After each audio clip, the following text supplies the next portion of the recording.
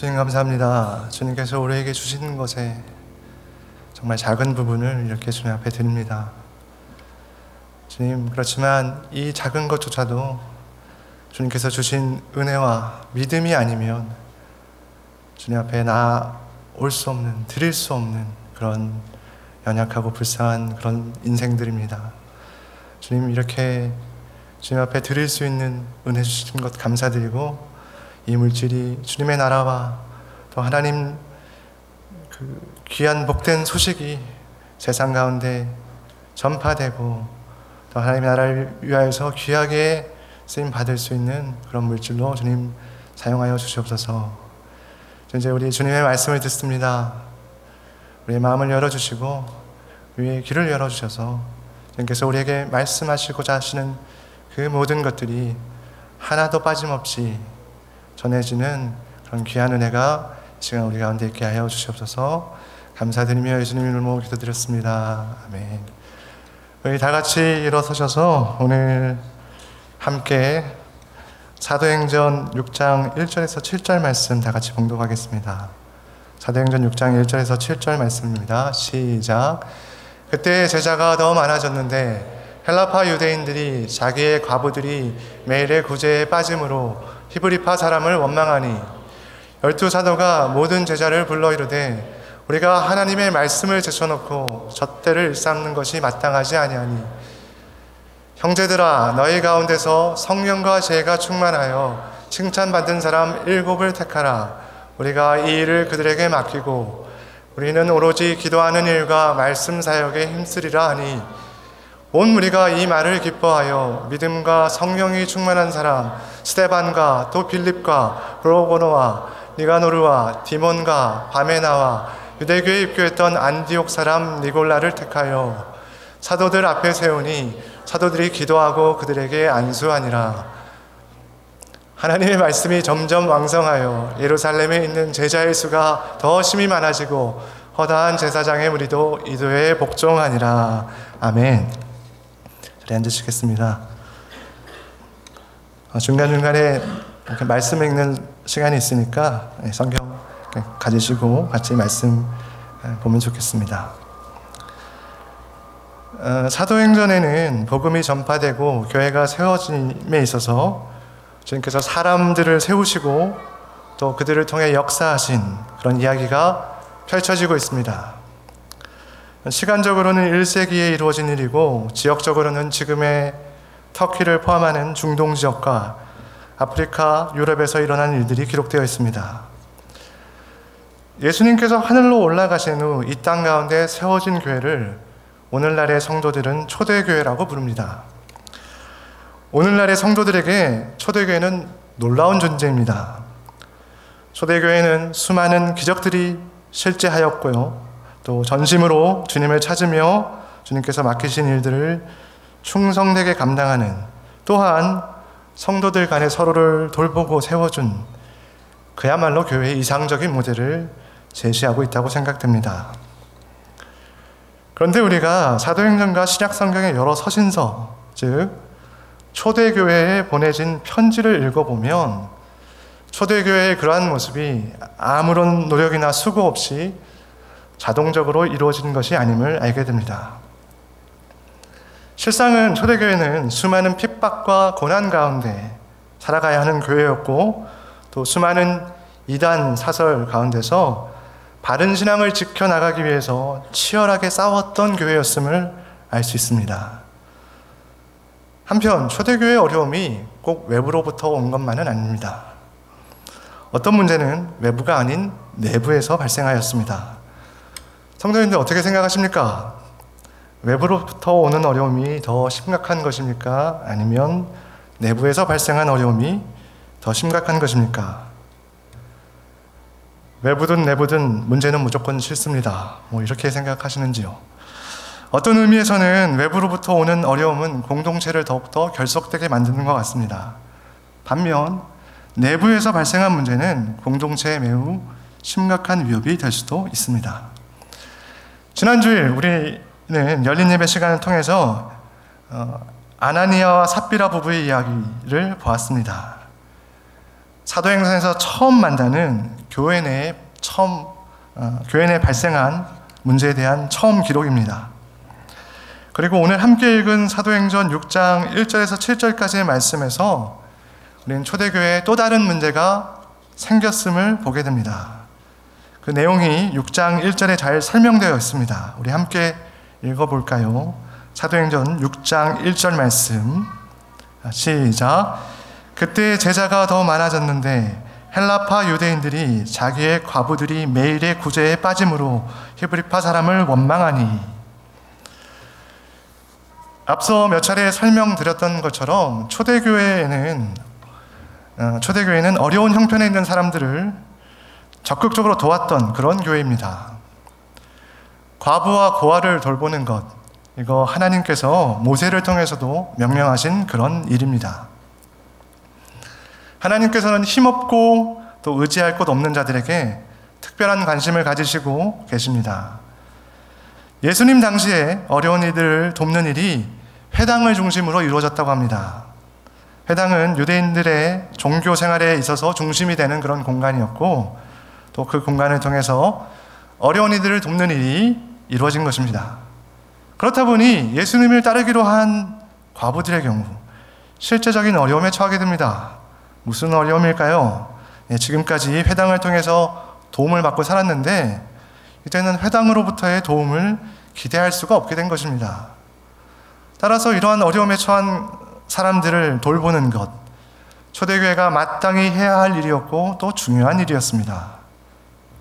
그런데 오늘 읽은 사도행전 6장 말씀해 보니 예루살렘 교회의 성도의 수가 많아지면서 전혀 예상하지 못한 문제가 발생하였습니다. 예수님께로 나온 유대인들 중에는 헬라파 유대인이 있었고 또 히브리파 유대인이 있었습니다. 그런데 과부들을 돕는 매일의 구제에서 헬라파 유대인들이 빠지게 되었고, 이에 대해서 헬라파 유대인들이 히브리파 유대인들을 원망하게 된 것입니다. 당장 먹고 사는 문제와 관련된 일이었기 때문에 헬라파 유대인들은 아마 굉장히 심각하게 이 문제를 생각했을지도 모르겠습니다. 헬라파 유대인은 누구고 히브리파 유대인은 누굽니까? 헬라는 그리스를 이야기하는 것입니다. 헬라파 유대인은 아마도 유대 지역이 아닌 그리스 문화의 영향 아래에서 살아온 사람들을 말하는 것 같습니다. 그러다 보니 사용하는 언어도 헬라어, 즉 그리스어가 훨씬 능숙하거나 그리스어만을 사용할 수 있었던 사람들로 생각됩니다. 헬라파 과부들이 매일의 구제에서 빠지게 된 것, 고의로 또는 악의적으로 이루어진 일은 아닐 것 같습니다. 6장 2절에 보니까 이러한 구제 사역을 담당한 사람이 12사도였다 이렇게 기록되어 있습니다. 따라서 사도들이 의도적으로 헬라파 과부를 구제에서 제외했다. 이건 상상할 수가 없는 일이죠. 헬라파 과부들이 구제에서 빠지게 된 것은 성도의 수가 많아지면서 미처 챙기지 못한 상황이었을 것이고, 아마도 언어의 장벽으로 인해서 발생한 일이 아니었나 이렇게 생각이 됩니다. 하나님의 공동체, 하나님의 교회는 항상 화목과 화평이 깃든 그런 공간이어야 할 것 같지만 그것은 사실이 아닙니다. 교회도 사람이 모인 곳이다 보니 갈등이 발생할 수 있습니다. 조금 과장되게 말해보자면 사람이 있는 곳에는 늘 갈등이 있습니다. 또한 오늘 사도행전 6장에서 보는 것처럼 그 누구도 의도하지 않은, 또 원하지 않은 갈등이 발생할 수 있는 것입니다. 그렇다면 우리는 주님의 공동체 안에 갈등이 있는 것 자체를 문제 삼으면 안 될 것입니다. 오히려 그 갈등을 어떻게 해결할까, 이거에 대해서 우리가 고민해야 할 것입니다. 오늘 저는 사도행전 6장 1절에서 7절의 말씀을 통해서 하나님의 공동체 가운데 발생한 갈등을 초대교회는 어떻게 해결하였는가를 성도님들과 함께 살펴보고자 합니다. 오늘 말씀 속에서 발견하는 갈등 해결의 첫 번째 단계는 문제에 대한 바른 인식과 반응입니다. 사도행전 6장 2절에 보니까 갈등에 대해 12사도가 어떻게 반응하였는가가 기록되어 있습니다. 자, 우리 한번 6장 2절 함께 읽어볼까요? 자, 앞에 나와 있네요. 스크린에. 자, 시작. 12사도가 모든 제자를 불러 이르되 우리가 하나님의 말씀을 제쳐놓고 접대를 일삼는 것이 마땅하지 아니하니. 12사도가 모든 제자를 불러 첫 번째로 꺼낸 이야기는 예상과는 조금 다른 것이지 않았나 싶습니다. 제자 여러분, 이미 알고 계시겠지만 최근 들어 구제 사역이 원활하게 이루어지지 못한 부분이 있었습니다. 이에 대해 심심한 사과를 표합니다. 와 같은 사과의 성명도 아니었고요. 제자 여러분, 이번 일은 제자의 수가 갑작스럽게 늘어나서 거기다가 헬라파 제자들과의 의사소통이 원활하지 못해서 일어난 일로서 고의성이 전혀 없었음을 밝히는 바입니다. 와 같은 해명의 말도 아니었습니다. 사도들이 제자들에게 꺼낸 첫 번째 이야기는 우리가 하나님의 말씀을 제쳐놓고 접대를 일삼는 것이 마땅하지 아니하니 였습니다. 이 말을 조금 다르게 표현해 보자면, 제자 여러분, 우리가 말씀 사역을 제대로 감당하지 못할 만큼 구제 사역을 감당하는 것이 옳지 않은 일입니다. 일 것입니다. 이 말의 의미를 어떻게 해석해야 할까요? 저는 두 가지 해석이 가능하다고 생각합니다. 첫째는 말씀 사역이 구제 사역보다 더 중요한 사역이기 때문에 말씀 사역을 우선시해야 한다라는 의미를 가진다는 해석입니다. 성도님들 어떻게 생각하십니까? 말씀 사역이 더 중요한가요? 구제 사역이 더 중요한가요? 자, 여러분들이 졸고 계시기 때문에 제가 손을 들어보도록 하겠습니다. 자, 말씀 사역이 더 중요하다라고 생각하시는 분 한번 손을 들어봐 주십시오. 이렇게 조금밖에 없나요? 네, 됐습니다. 네. 네. 자, 그러면 구제 사역이 더 중요하다라고 생각하시는 분 손을 들어봐 주십시오. 네. 워낙 손을 드신 분들이 많지 않아서 크게 차이는 나지 않는 것 같습니다. 글쎄요. 저는 또 다른 해석도 가능한 것 같습니다. 사도들이 우리가 하나님의 말씀을 제쳐놓고 접대를 일삼는 것이 마땅하지 아니하니 라고 한 말에 두 번째 가능한 해석은 사도들이 자신들의 역할에 대해서 설명하는 말이라는 것입니다. 다시 말해서 구제 사역보다 말씀 사역이 더 중요해서가 아니라 하나님께서 자신들에게 맡기신 것이 말씀 사역이기 때문에 말씀 사역에 자신들은 중점을 두는 것이 옳다라고 이야기하고 있다는 말입니다. 저는 두 번째 해석을 따르고 싶습니다. 하나님의 공동체는 구성원 각자에게 다른 역할을 요구합니다. 비교를 해보자면 한 가정을 구성하고 있는 아빠, 엄마, 자녀가 가지고 있는 역할이 각각 다른 것과 같습니다. 세상이 많이 바뀌었고 또 집집마다 상황과 사정이 다르기 때문에 가족 구성원들이 가지는 역할에 대해서 분명한 정의를 내리기가 조금 어려운 부분이 있지만, 아빠는 아내와 자녀들을 사랑으로 돌보고 가족들이 필요로 하는 것을 공급하기 위해 열심히 땀을 흘리는 그런 역할을 가지고 있다고 생각합니다. 또한 아버지들은 한 가정의 제사장으로서의 역할을 수행해야 합니다. 엄마의 역할은 무엇입니까?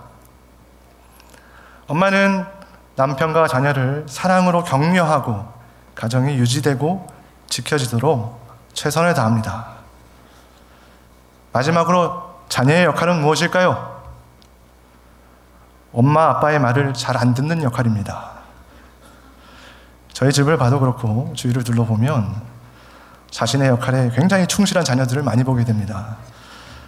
따라서 부모님들은 자녀들이 말을 잘 안 들으며 이 녀석 참 건강하구나 이렇게 생각하시면 될 것 같습니다. 혹시나 자녀들이 말을 잘 들으면 너 이상하다, 어떻게 된 거 아니냐, 이러면 안 된다 이렇게 이야기하시면 될 것 같습니다. 그런데 공동체를 구성하고 있는 각 사람들이 자신들의 역할에 충실하지 못할 때 어떤 일이 발생할까요? 예를 들어서 아빠가 자신의 역할이 재미없고 고달파서 자녀의 역할을 탐내기 시작하는 것입니다. 다시 말해서 아빠가 말을 잘 안 듣는 역할을 수행하기 시작하는 것입니다. 그럼 어떻게 될까요? 가족 모두가 어려움을 겪게 될 수 있습니다. 그렇습니다.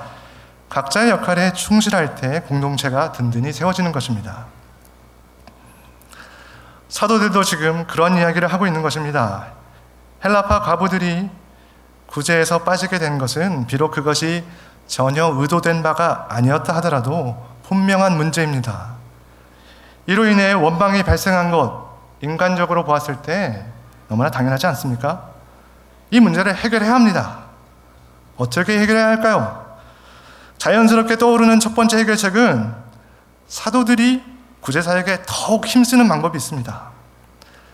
사도들이 새롭게 제자가 된 사람 중에 도움이 필요한 사람이 누구인가를 정기적으로 또는 수시로 파악을 하고, 또 구제를 행한 후에도 혹시 빠진 사람이 있는가 이렇게 2번, 3번 확인을 한다면 그런 일이 많이 줄어들겠죠. 이렇게 한다면 분명히 효과가 있을 것입니다. 그러나 이는 마땅한 방법이 아닙니다. 왜냐하면 공동체에는 구제 사역만 필요한 것이 아니라 말씀 사역도 필요하기 때문입니다. 하나님께서 사도들에게 말씀 사역을 맡기셨기 때문입니다. 저는 사도들이 엄살을 부리고 있는 것이 아니라고 생각합니다. 분명히 그 모든 필요를 채워주려고 노력하게 되면 말씀 사역을 제대로 감당할 수 없는 상황이었기에 이렇게 말하고 있다고 생각합니다. 사도들이 구제 사역에 더욱 힘쓴다면 당장은 문제를 해결한 것처럼 보일지 모릅니다. 그러나 말씀 사역은 무너지는 것입니다. 공동체에 어려움이 찾아오게 되는 것입니다. 갈등을 좋아할 사람, 공동체에 누가 있습니까? 누구나 갈등을 피하고 싶어 합니다. 그러나 갈등을 피하는 것이 항상 가능한 것은 아닙니다. 뿐만 아니라 갈등을 피하기만 하는 것은 바른 태도가 아닐 것입니다. 갈등을 해결하려고 노력해야 합니다. 그런데 이때 우리가 주의해야 할 것이 있습니다. 바로 문제의 본질을 바로 인식하고 이를 바탕으로 바른 반응을 보일 수 있어야 한다는 것입니다. 사도들이 구제사역이 제대로 이루어지지 않고 있는 현실 속에서 자신들이 더욱 구제사역에 힘을 쓰게 되면 말씀 사역이 제대로 이루어질 수 없다라는 인식을 가지게 되었고, 그에 따라서 반응하고 있는 것입니다. 즉, 자신들이 구제사역에 더욱 매진하는 것이 아니라 구제사역을 감당해 줄 사람을 세우기로 한 것입니다. 우리 함께 3절과 4절 말씀, 6장 3절과 4절 말씀을 같이 읽어보겠습니다. 시작. 형제들아, 너희 가운데서 성령과 지혜가 충만하여 칭찬받는 사람 7을 택하라. 우리가 이 일을 그들에게 맡기고 우리는 오로지 기도하는 일과 말씀 사역에 힘쓰리라 하니. 사람을 세우는 것, 교회에 있어서 너무나 중요한 일입니다. 교회는 보이는 곳, 보이지 않는 곳에서 감당해야 할 다양하고 많은 사역들이 존재하고, 이러한 사역들을 감당해 줄 사람들이 필요합니다. 성경에는 하나님께서 택하시고 세우신 사람들의 이야기가 펼쳐지고 있습니다. 세상 만사를 주관하시는 하나님께서 사람들을 세우시고 그들을 통해서 역사하십니다. 전지전능하신 하나님, 모든 것에 충만하신 하나님께서 왜 사람을 세우실까요?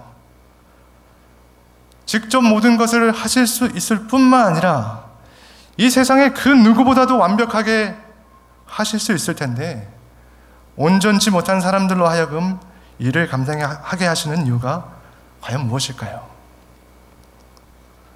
신비한 일입니다. 우리들은 하나님 나라의 일에 동참시켜주시는 하나님의 은혜가 감사할 따름입니다. 오늘 함께 읽은 말씀 속에도 사람을 택하여 세우는 이야기가 나옵니다. 방금 전에 읽었던 것처럼 사도들이 제자들에게 구제사역을 감당할 7명을 택하라고 말합니다. 왜 7명입니까? 럭키 세븐 이런 건가요? 성경 속에는 특별한 의미를 가지는 숫자들이 있습니다. 7도 그런 숫자 중에 하나이지요. 완전수라고 불리웁니다. 그러나 여기서의 7이라는 숫자가 어떤 특별한 의미를 가지고 있는지는 알 수 없습니다. 오히려 우리가 여기서 주목해야 될 부분이 있는데, 그것은 그 7명 앞에 붙어있는 수식어입니다. 어떤 수식어가 붙어 있습니까? 성령과 지혜가 충만하여 칭찬받는 사람 7입니다. 사람을 택함에 있어서는 항상 어떤 기준이 적용될 수밖에 없는 것 같습니다. 사람을 택하는 거, 뽑는 거 쉽지 않은 일입니다. 요새 많이 듣는 이야기 중에 하나가 일자리가 없다, 입니다.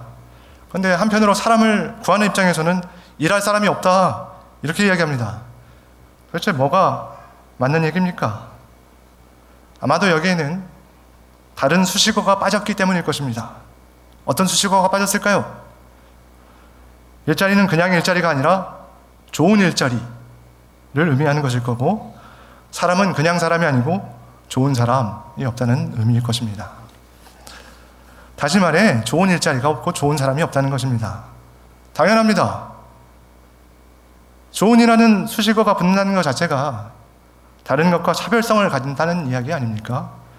흔하면 좋은이 붙을 수 없지요. 좋은 사람은 어떤 사람입니까? 사람을 채용하는 광고에 보면 늘 빠지지 않는 섹션이 있습니다. 바로 자격 요건 부분이지요. 사람이 그만큼 중요하기에 사람을 뽑는 것에 신중을 기할 수밖에 없고, 또 채용된 사람이 감당할 역할이 있기 때문에 필요하다고 생각하는 요건들을 지원자들이 갖추도록 요구하는 거, 어찌 보면 당연한 일입니다. 인사 담당자들과 좋은 사람을 뽑기 위해 고민하는 많은 분들의 고충을 저는 조금은 이해합니다. 그렇지만 한편 저는 이런 생각이 듭니다. 세상에 이렇게 모든 조건을 갖춘 사람이 어디 있나? 흔한가 이게? 오늘 성경에 기록된 자격 요건에 대해서 여러분은 어떻게 생각하십니까? 성령과 지혜가 충만하여 칭찬받는 사람은 과도한 요건일까요? 아닐까요? 성령과 지혜가 충만한 사람, 그러면서 칭찬받는 사람, 분명히 흔한 사람은 아닐 것입니다. 그러나 요새 구인 광고의 자격 요건이 최소 10줄을 되는 거, 최소 10줄은 됩니다. 그런 것을 감안할 때 대단히 복잡하고 대단한 어떤 요구를 하고 있지는 않다고 생각합니다. 오히려 타당한 요구가 아닐까요? 하나님께서 맡기신 사역을 감당함에 있어서 성령을 따르는, 순종하는 증거가 있는 사람, 그런 사람을 세워야 하지 않겠습니까? 또한 성령 하나님께서 주시는 지혜로 맡겨진 일들을 잘 감당할 수 있는 사람을 세워야 하지 않겠습니까? 그런 사람이라면 어찌 다른 사람들로부터 칭찬받지 않겠습니까? 그런데 여러분, 여기서 우리가 한 가지 간과한 사실이 있습니다. 사도들이 언급한 자격 요건이 한 가지가 더 있습니다. 그것이 무엇인지 아십니까? 보세요. 앞에 지금 나와 있습니다. 6장 3절에 수식어라고 말하기는 조금 그렇지만 바로 너희 가운데에서입니다. 아니, 전도사님, 너희 가운데서 사람을 선택하지 다른 데서 사람을 데려오나요? 라고 의아해 하실 분이 있을 것 같습니다. 그런데 5절에 보면 그렇게 해서 선택된 사람 7명의 이름이 나오는데, 그 사람들의 이름이 모두 한결같이 가지고 있는 특징이 있습니다. 앞에 나오네요. 이 이름들의 특징 혹시 아시나요? 발음하기 어렵다? 이런 거 말고요. 그것은 바로 이들이 모두 그리스식의 이름을 가지고 있다는 것입니다. 그래서 이를 두고 많은 학자들이 말하기를 이 7명은 모두 헬라파 유대인들이었을 것이다 라고 추측을 하고 있습니다. 그렇다면 이런 재미있는 우연이 있습니까? 헬라파 과부들이 구제에서 빠져서 이에 대한 불평이 생겼고, 이에 대한 해결책으로 구제사역을 담당한 7명을 선택하라고 했더니 전부 헬라파 유대인들이 선택이 된 것입니다. 이것이 의미하는 바가 무엇일까요? 이보시오, 헬라파 사람들, 불평하는 당신들이 한번 구제사역을 맡아서 해보시오. 어디 얼마나 잘하는지 한번 봅시다. 이런 억한 심정으로 그랬을까요? 아니면 억울한 심정을 가진 헬라파 사람들이 대동단결하여서 헬라파 사람들에게 많은 표를 몰아주었기 때문에 이런 결과가 나온 것일까요? 전 둘 다 아닐 것 같습니다. 예루살렘 교회 가운데 헬라파 유대인과 히브리파 유대인들의 구성비가 어떠했는지 알 수가 없지만 선택의 결과를 결정할 만큼 헬라파 유대인의 수가 우세했을 것 같지는 않습니다. 또한 5절에 보면 온 무리가 이 말을 기뻐하여 라는 구절로 시작합니다. 이렇게 보았을 때 선택의 과정 가운데서 어떤 감정적인 대립이 있었을 것 같지는 않습니다. 그럼 무엇일까요? 다시 6장 1절의 말씀으로 돌아가 보았을 때 초대교회에 있어서 헬라파 유대인들이 상대적으로 약자의 위치에 있었다는 인상을 받게 됩니다. 따라서 이와 같은 내용들을 고려해 보았을 때 이처럼 선출된 7명이 전부 헬라파 유대인이라고 하는 것은 히브리파 유대인들이 기꺼이 양보했기에 나온 결과가 아닌가라고 생각합니다. 그렇습니다. 좋은 사람들을 찾을 수 없는 경우도 있지만 때로는 좋은 사람이 여러 명이 있는 경우도 있는 것입니다.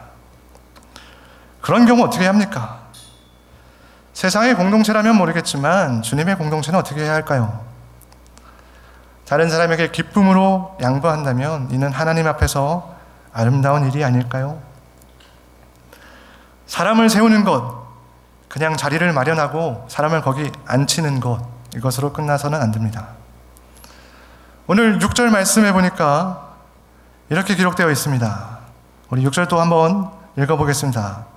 6장 6절 말씀 시작. 사도들 앞에 세우니 사도들이 기도하고 그들에게 안수하니라. 선택된 7사람에게 기도하고 안수하는 것은 무슨 의식입니까? 기도가, 안수가 있어야 그러한 사역을 감당할 수 있는 그런 자격이 생기는 것입니까? 그 7명은 이미 성령과 지혜가 충만한 사람, 칭찬받는 사람이었습니다. 그럼에도 불구하고 사도들 앞과 또 공동체 앞에 서서 기도와 안수를 받고 있는 것입니다. 구제 사역을 맡음에 있어서 주님 앞에 겸손히 고개 숙이고 있는 것입니다. 또한 사도들은 자신이 담당하였던 사역을 다른 사람에게 맡김에 있어서 주님의 도우심과 또 은혜를 구하면서 온전히 위탁하고 위임하는 것입니다. 서로 신뢰하고 겸손한 마음으로 서로 중보하는 것, 맡은 자들이 마땅히 해야 할 바가 아니겠습니까? 말씀을 맺고자 합니다. 구제사역을 사도들이 아닌 7명의 선출된 사람들이 담당하게 된 이후에 그 결과가 어떻게 되었을까요? 어려운 형편에 있는 사람들을 돌보는 사역에 아무런 문제가 이제 발생하지 않게 되었을까요? 적어도 헬라파 유대인들, 헬라파 과부들은 좀 상황이 더 좋아지지 않았을까요? 자신들의 말을 굉장히 잘하고 또 자신들과 조금 더 친하다고 생각이 되는 헬라파 유대인들이 구제사역을 담당하게 되었으니까 아무래도 이전보다는 조금 상황이 좋아졌을 것 같습니다. 그런데 한편 히브리파 과부들은 어떻게 되었을까요? 혹시 상황이 더 나빠지지는 않았을까요? 성경에는 그 이후에 대한 이야기가 기록되어 있지 않기 때문에 정확히 알 수는 없습니다. 그러나 7절에 보면 다시 한번 초대교회의 부흥에 대해서 다음과 같이 기록하고 있습니다. 하나님의 말씀이 점점 왕성하여 예루살렘에 있는 제자의 수가 더 심히 많아지고 허다한 제사장의 무리도 이 도에 복종하니라. 예루살렘 교회에 있는 헬라파 유대인과 히브리파 유대인 사이에 발생했던 갈등은 자칫 교회에 심각한 타격을 입힐 수도 있었습니다. 그러나 이 문제에 대해서 바르게 인식하고 반응한 사도들과 또 공동체를 지키기 위해 서로 배려하고 세워준 제자들로 인해서 잘 해결될 수 있었습니다.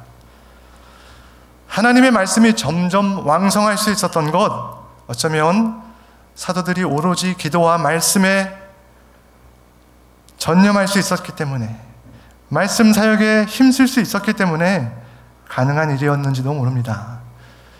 사도들이 자신들에게 맡겨진 사역을 부족함 없이 감당할 수 있도록 구제사역을 충성되게 감당해준 성령과 지혜가 충만한 7명의 일꾼들이 있었기 때문일 것입니다. 또한 처음에는 불평하기도 했지만 결국 한 마음과 한 뜻으로 흔들리지 않았던 제자들이 있었기 때문에 이러한 결과가 있었을지 모릅니다. 그리고 그 모든 것을 가능하게 하신 주님의 은혜와 섭리가 있었기 때문입니다. 우리 콩코드 침례교회에도 동일한 은혜와 섭리가 있기를 소망합니다.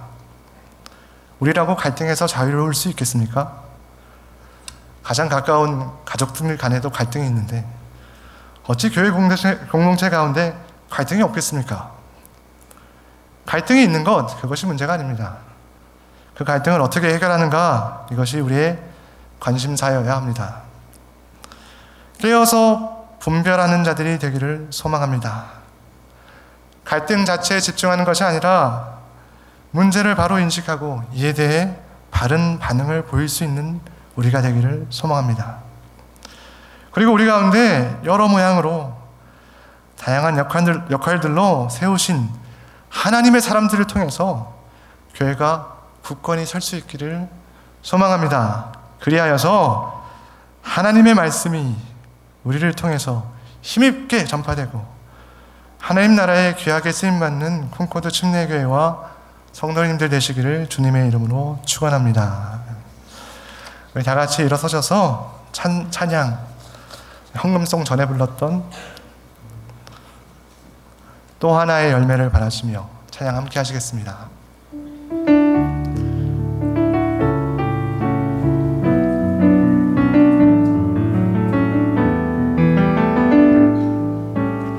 감사해요, 깨닫지 못했었는데. 감사해요, 깨닫지 못했었는데 내가 얼마나 소중한 존재라는 것. 태초부터 지금까지 하나님의 사랑 항상 날 향하고 있었다는 것. 고마워요, 그 사랑을 가르쳐준 당신께. 주께서 허락하신 당신께 그리스도의 사랑으로 더욱 섬기며 이제 나도 세상에 전하리라. 당신은 사랑받기 위해, 당신은 사랑받기 위해, 그리고 그 사랑 전하기 위해 주께서 택하시고 이 땅에 기으셨네. 또 하나의 열매를 바라시며. 다시 한번 찬양하겠습니다. 감사해요, 감사해요, 깨닫지 못했었는데 내가 얼마나 소중한 존재라는 것. 태초부터 지금까지 하나님의 사랑은 항상 날 향하고 있었다는 것. 고마워요, 그 사랑을 가르쳐준 당신께. 주께서 허락하신 당신께 그리스도의 사랑으로 더욱 섬기며 이제 나도 세상에 전하리라. 당신은 사랑받기 위해, 당신은 사랑받기 위해, 그리고 그 사랑 전하기 위해 주께서 택하시고 이 땅에 지으셨네. 또 하나의 열매를 바라시며. 자, 우리 기도하기 원합니다. 혹시 우리 안에 갈등이 있습니까? 문제를 바로 인식하고 바른 반응을 보일 수 있는 콩코드 침례교회가 되게 해달라고 우리 기도하겠습니다. 그리고 하나님께서 세우신 일꾼들이 힘있게 맡은 사역들을 감당하는 그런 교회가 해달라고 우리 다 같이 기도하겠습니다.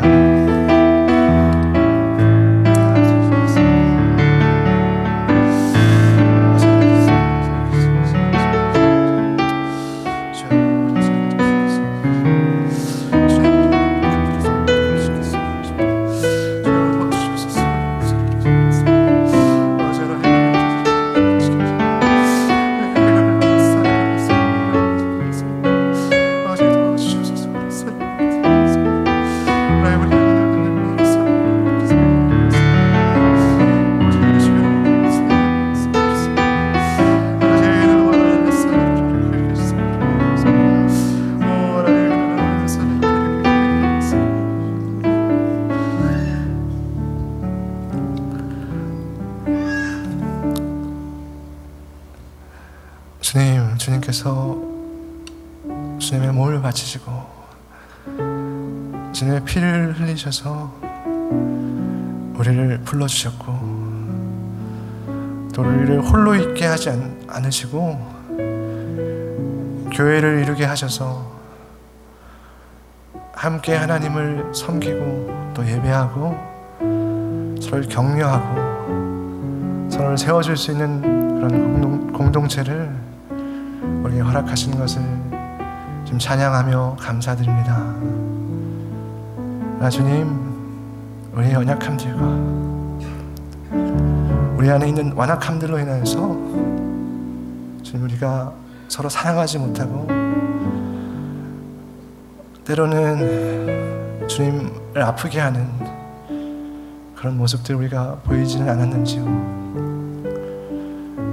주님께서 우리를 사랑하기 위하여서 결심하시고 십자가의 그 모든 고통을 감당하셨던 것처럼 우리도 우리의 형제와 자매들을 사랑함에 있어서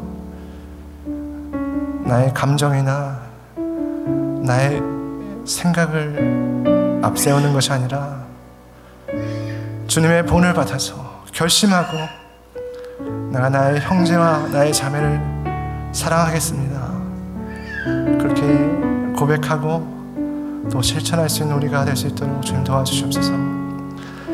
주님, 우리는 연약합니다.